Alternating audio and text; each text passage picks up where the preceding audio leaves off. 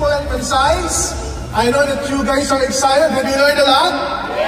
Excited na ba i-apply araw-araw? Okay, guys, for the next few minutes, I want you to focus and concentrate. Everybody top your seatbelt and say, hey! Gising, gising. Okay, iba medyo nalamigan, gininaw, nakatulog, nanaginip, nagising.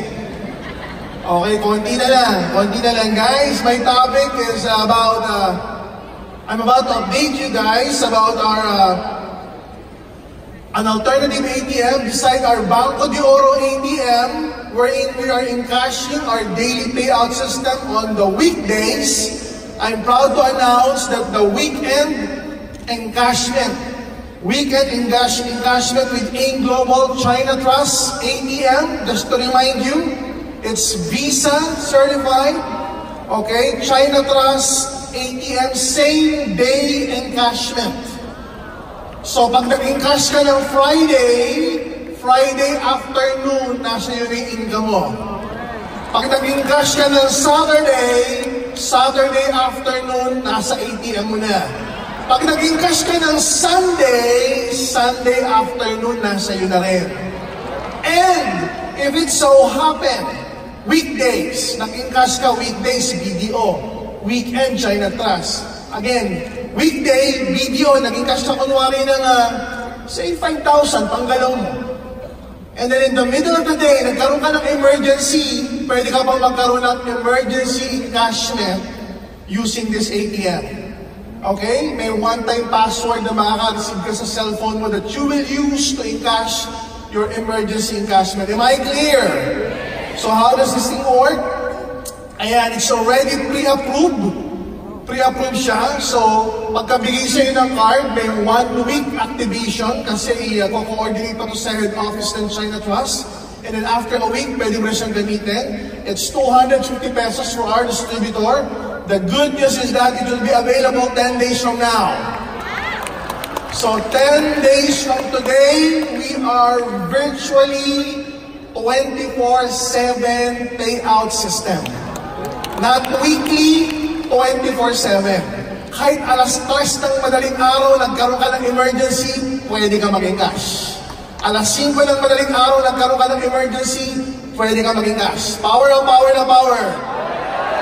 Okay, 10 days from now. So, within 10 days, you'll be given yung sign-up form or forms to be filled up for China Trust. Siyempre, ang requirement lang nito, pakita mo lang yung BDO mo kasi na-KYC ka na namin o na-know your customer ka na through the BDO. So, pag may BDO ka na, madali lang yung requirement para sa China Trust. All you need is to fill it up kasi nga pre-approved na yun. Am I clear? Okay, what else? Just to update you with AIM Travel GC. Are you excited to travel for free? Oh, that's what we promised last year. Starting January, every 2 weeks, may aalis at magpa-fly para mag-travel for free. Excited ka na ba for your group? Starting January 18, ayan na, first batch Palawan. Like what we promised, 50 to 100 every 2 weeks, may aalis. First batch is January 18 to 20, Palawan. Second batch is March 17 to 19, Palawan. Batch 2, bakit tumalon? Kasi merong in between. In between is Hong Kong! Hong Kong na, nag-Disneyland pa, nag-Ocean Park pa, nag-negosyo pa. Because we have an office in Hong Kong, you can also do the business there para pagbalik mo sa Pilipinas, may gumagalaw kang downline sa Hong Kong. Okay po ba yun? January 22 to 25, batch 2. Maybe batch 1. The batch 2 nga eh. Ayan. And then, January 22 to 25. What else? Boracay, that's what we promised. February 18 to 20. And February 27 to March 1.